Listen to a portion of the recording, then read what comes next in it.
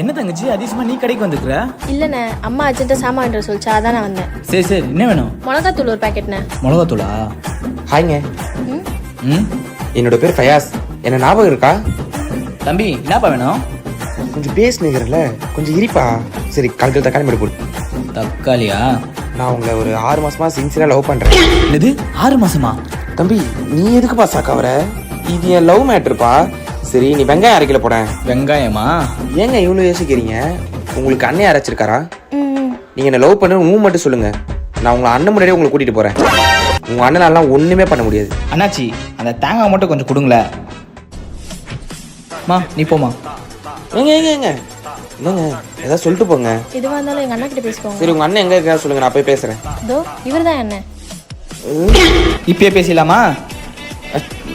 அண்ணாச்சி